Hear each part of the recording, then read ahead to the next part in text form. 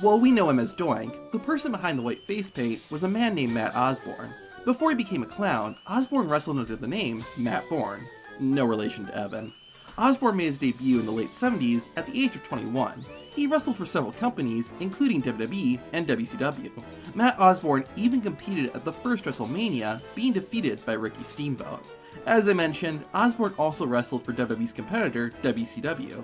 His time in World Championship Wrestling was brief, but you've probably seen the clip of him bringing bears to the ring. After his time in WCW, Matt Osborne returned to WWE.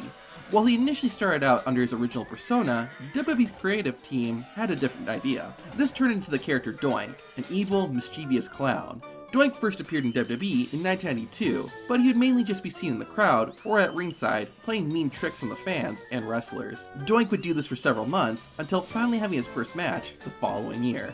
There's one thing you need to know first. It's important, so listen up. It's that this video is sponsored by Raid Shadow Legends. In Raid, you build a team of champions and battle all kinds of enemies and monsters to gain experience, earn rewards, and complete missions. Use my link below to download Raid for free on your phone or computer. There's a lot of champions to choose from, but my favorite are the Orcs, because they don't clown around. These guys are massive and are a powerhouse in battle. They also just look really cool. I think they'd make great WWE wrestlers.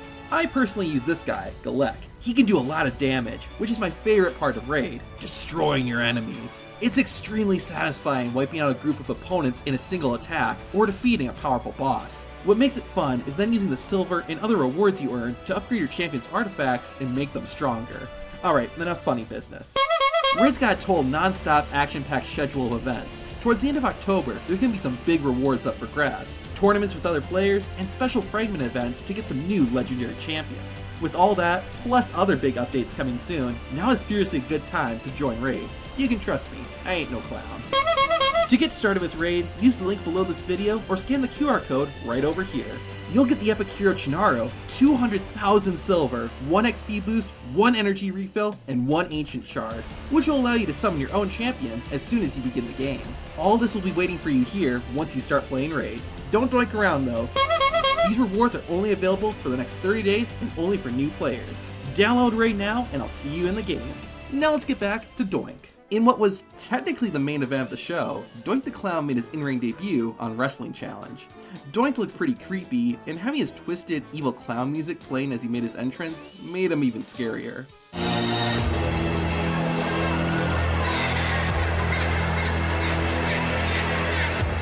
Despite his eerie appearance, Doink just smiled and laughed all the way to the ring. Wrestling a man named Bob East, Doink's first move once the match started was actually a fireman's carry, which he followed up with a half Boston Crab. The clown kept twisting and bending his opponent's legs until finally letting go. Bob East tried to make the match competitive, but Doink instead gave him an enziguri to the face. While Doink locked East in another painful submission hold, a pre-recorded interview started playing, with Doink giving the WWE roster a warning. By the time the interview ended, Doink had released his hold and went for a dropkick. He then followed up with a snap suplex and then locked in another hold. Thanks to Bob East's shoulders being on the mat, the referee counted the pinfall and awarded the victory to Doink. While there wasn't a whole lot that happened, I was surprised at how technical and athletic this match was. I figured with it being Doink that it would mostly be tricks and jokes and very few wrestling moves, but I was completely wrong. I actually kinda liked that. It showed that Doink was an actual wrestler who could hurt his opponents. To be honest, I think that made him even scarier. On top of being vicious in the ring, Doink was also pretty brutal outside of it. Shortly before his first match, Doink attacked Crush with a prosthetic arm. The injury was so bad that Crush was not able to compete in the Royal Rumble. Because of that, and because Doink was making kids cry, Crush faced off against the Clown at WrestleMania. During the fight, the referee got knocked out, and things got strange. A second Doink appeared from under the ring and used a prosthetic arm to attack Crush. With the help of his twin, the original Doink was able to beat Crush in his WrestleMania debut. Despite the victory, the Clowns weren't done with Crush. At the King of the Ring pay-per-view, Crush competed in an Intercontinental Championship match against Shawn Michaels. During the fight, the two Doinks came out and distracted Crush, causing him to lose the match and his opportunity at the title. With the rivalry still hot, Doink and Crush would have another match about a month later. Unfortunately, it ended in a count-out win for Crush, and even then, the second Doink came out and attacked Crush after the match. Unfortunately, in real life, Crush suffered an injury and needed time off to recover. causing the feud to end abruptly. With Crush out of the picture, Doink would be hired by Jerry Lawler to replace the King in a match against Bret Hart. It looked like the Hitman was gonna win, but before Doink submitted, Lawler came in and attacked Hart. Despite the save, Doink and the King wouldn't stay allies for much longer. While being interviewed on the King's court, Doink decided to have some fun at Jerry Lawler's expense. This marked the end of the evil clown character, and Doink would start portraying a, well, not evil clown, if there is such a thing.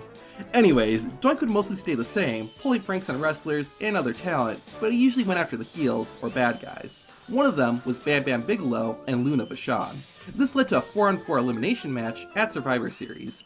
Bigelow teamed up with Bastion Booger and the Head Shrinkers to take on 4 Doinks. While the actual Doink didn't compete in the match, the Bushwhackers and Men on a Mission did, and they were all dressed up as Doink. The Clowns ended up winning the match, which only made Bam Bam Bigelow even angrier. If 4 Doinks wasn't enough, in December 1993, Doink received a gift from Santa Claus, a person in a small Doink the Clown costume. Doink called his new sidekick Dink, and the two became WWE's comic relief duo. Around this time, Matt Osborne, the man who had been playing Doink, was released from the company due to reoccurring drug abuse. The person who took over the role was a man named Ray Licameli. Of course, there was no mention of this on TV, and Doink and Dink continued to clown around, as usual. The rivalry with Bam Bam Bigelow and Luna Vachon continued to build in 1994 and set up a mixed tag team match at WrestleMania 10. Doink and Dink teamed up for the first time to take on Bam Bam and Luna, but ultimately, Bigelow and Vachon got their revenge and defeated Doink and his little clown too. After his defeat at WrestleMania, Doink's career stayed pretty quiet.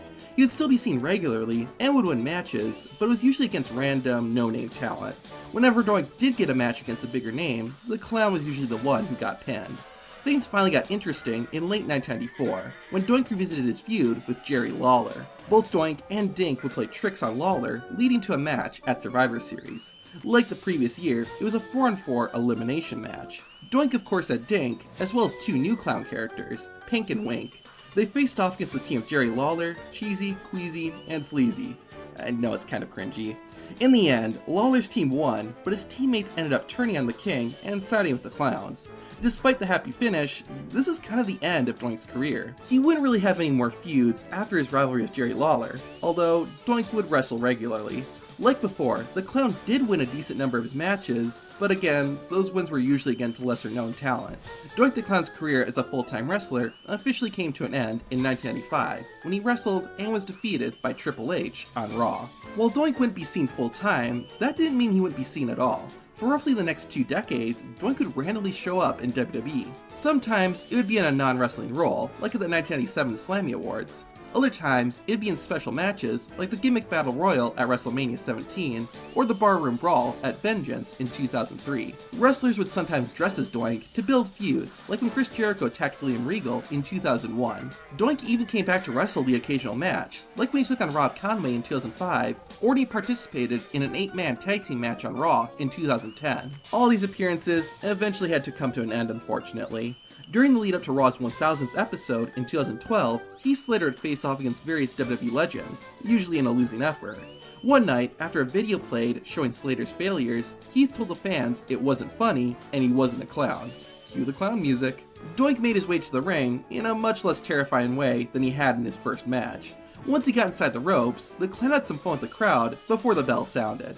Doink started off with a headlock, which he transitioned into a wrist lock, and then a simple slap to the face. The one-man band managed to take control though, thanks to a kick to the gut.